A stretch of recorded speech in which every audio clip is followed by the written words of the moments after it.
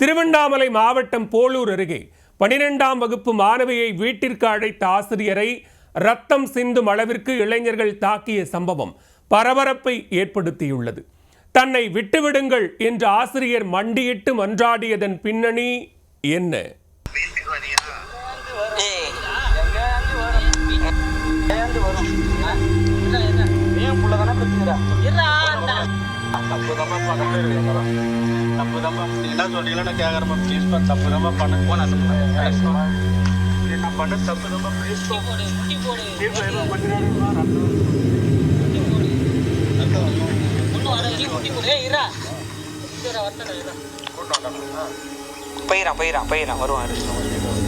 வகுப்பறையில் ஒழுங்காக படிக்காத மற்றும் கீழ்ப்படியாத மாணவர்களை முழங்கால் போட வைத்து ஆசிரியர்கள் தண்டனை வழங்குவதை பார்த்திருப்போம். ஆனால் ஆசிரியரையே ஊருக்கு ஒதுக்குப்புறம் அழைத்து சென்று முழங்கால் போட வைத்து அடித்து உதைத்த காட்சிதான் இது.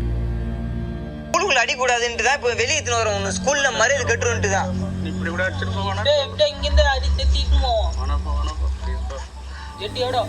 கூப்பிடுற. வீட்டுக்கு வாங்க கூப்பிடுற. எது கூப்பிட்ட? வீட்டுக்கு எது கூப்பிட்ட? வீட்டுக்கு எதுரா கூப்பிட்ட?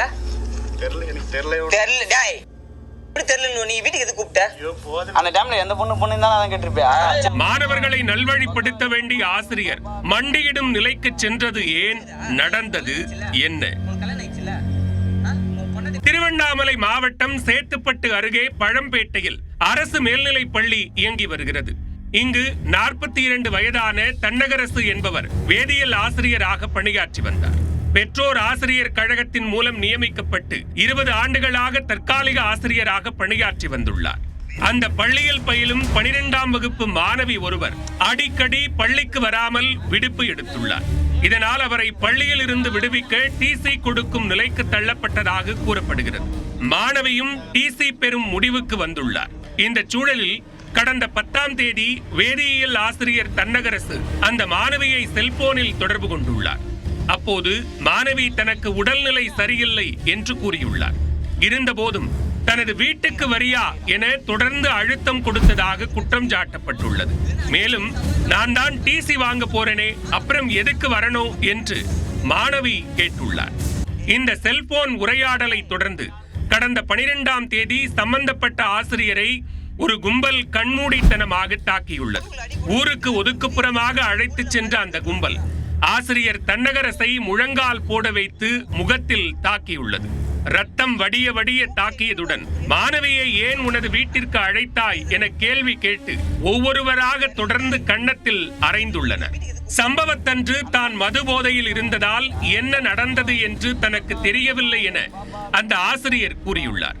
இருந்தபோதும் ஆசிரியரை ஆத்திரம் தீர இளைஞர்கள் அடித்துள்ளனர்.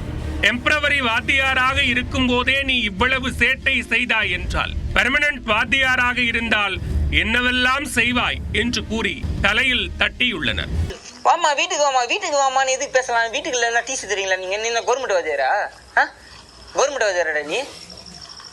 வீட்டுக்கு வாமா பேசிக்கலான்ற. எதுக்கு பேசிக்கலான்னு? நீ செஞ்சது தப்புதான்பா. நான் செஞ்சது தப்புதான்பா. நான் வேற எதுவும் பேசலப்பா. சரிப்பா, நீ பேச தேவையில்லப்பா. உன்னால பேச முடியாதுப்பா. அந்த பொண்ணை வீட்டுக்கு வான்னு கூப்பிடுறியாப்பா? எதுக்குப்பா கூப்பிட்ட? ஸ்கூல்ல வந்து பேசினா தலை காமிச்சிட முடியுமா? நீ வெளியா தலை காமிச்சிட. தன்னை விட்டுவிடுங்கள், தெரியாமல் செய்துவிட்டேன் என ஆசிரியர் மண்டியிட்டு மன்றாடிய போதும் இளைஞர்கள் தொடர்ந்து தாக்கியுள்ளனர். இது தொடர்பான வீடியோ வெளியாகி பெரும் சர்ச்சையை ஏற்படுத்தியுள்ளது.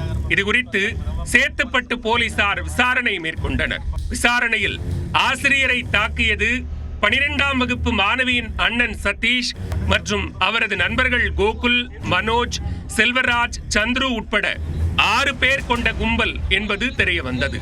பின்னர் 6 பேரையும் காவல் நிலையம் அழைத்து வந்து போலீசார் விசாரணை நடத்தினர். அதே வேளையில் தாக்குதல் தொடர்பாக சம்பந்தப்பட்ட ஆசிரியரோ பள்ளி நிர்வாகமோ எந்த ஒரு புகாரும் தெரிவிக்கவில்லை என கூறப்படுகிறது.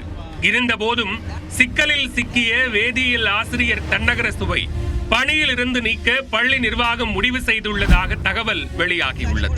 போளூர் அருகே 12ஆம் வகுப்பு மாணவியை வீட்டிற்கு அழைத்த ஆசிரியரை ரத்தம் சிந்தும் அளவிற்கு இளைஞர்கள் தாக்கிய சம்பவம் பரபரப்பை ஏற்படுத்தியுள்ளது. இதனிடையே மாணவியை தனது வீட்டிற்கு அழைத்த விவகாரத்தில் சம்பந்தப்பட்ட ஆசிரியரை பணியிலிருந்து நீக்கி பள்ளி நிர்வாகம் நடவடிக்கை எடுத்துள்ளது.